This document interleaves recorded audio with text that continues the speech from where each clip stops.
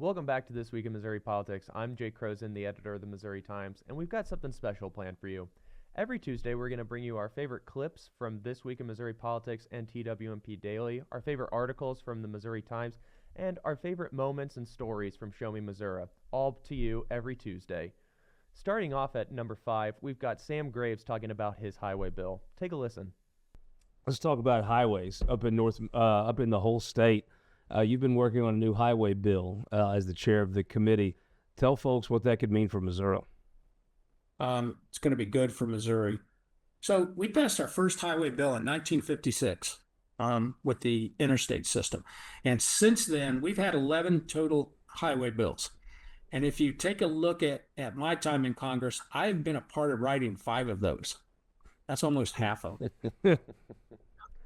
So it's the way I look at this, there are 2 things that the government does well, and that's either overreact or nothing. What the government doesn't do well, though, is anticipate. So if we write a highway bill that looks at the last 10 years of highway policy and reacts to it, then we've completely missed the boat. What I am going to do is try to anticipate where the technology is taking us and write a highway bill that addresses that. We need an environment, a regulatory environment that business can count on, that they can plan for, that they can adapt to, and then invest in moving forward. Isn't Congressman Graves just the best? At number 4, though, we've got Garrett Hawkins talking about the Missouri Farm Bureau's health plans. Take a listen.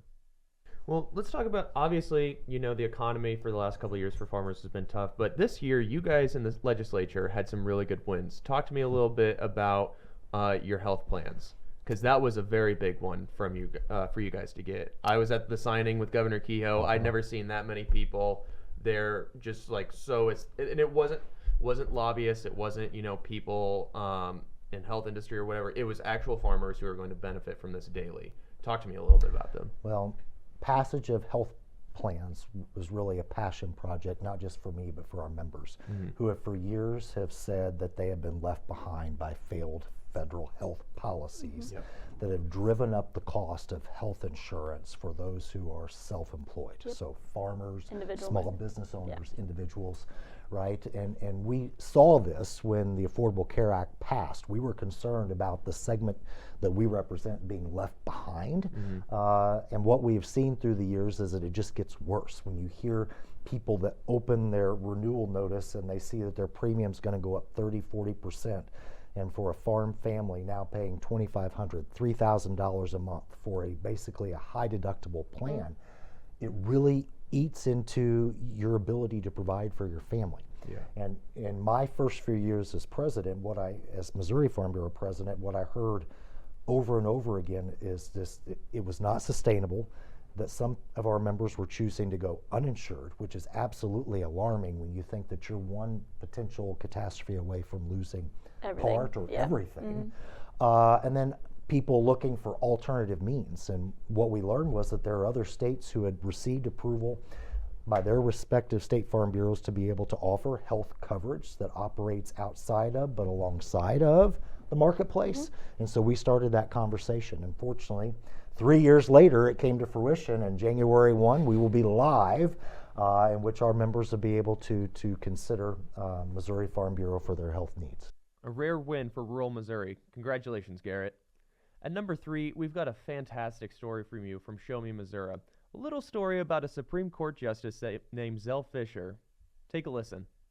Can I tell you a little story? I'd love for you to. That's why I came up here. You may know this. He travels from Atchison County to Jefferson City. He was bound and determined that he was going to take his boat on the Missouri River from Brownville to Jefferson City, and he did. Only he got a Where'd you get off at? He ran out of gas. Just north of Jefferson City. So he had to call one of his law interns to come. Well, that's got to be a humble Who phone else call. would do that? Who else would? What other Supreme Court judge would get in a boat? And it's just a fishing boat, okay? It's not a cabin cruiser or anything like that. Go to work in a boat. But how I mean, Zell grew up out in the Watson community, so how far would he would have grown up? 2 miles, yeah, 2.5 3 miles miles from the river. 2.5, 3 miles from Missouri River. He grew up. Well, I'm trying to think. I guess there's not that many places to refill your boat. Probably not a lot of marinas along the river. It's not like Lake of the Ozarks when you can pull over all these different places. Not a lot of marinas. I love that story. Isn't that story about Zell just the funniest thing? Now, on to a more serious topic. At number 2, we've got a story for you rock nerds and you policy nerds. Something about Missouri's future in critical minerals. I personally enjoyed writing the story, and I hope you enjoy reading it. And at number 1, we've got a throwback clip for you from This Week in Missouri Politics. Former Senator Kip Bond talking about what it takes to be a senator in this day and age. Take a listen.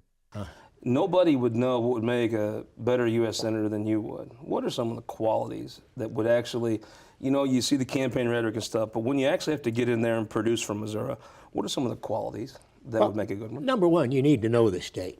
You need to know the state, you need to know the people, you need to know what they're thinking. And you need to develop a sound platform of the things that you need, that the people of Missouri need.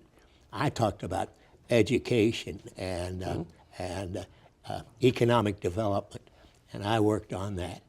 Parson has talked about workforce development and infrastructure, things that I'm very interested in. Those things, it's amazing. They are still on the front burner in Missouri. Missouri truly has lost one of its greatest statesmen in former Senator Kip Bond, and he will be missed. But make sure to tune in next week for our next Top 5. See you then.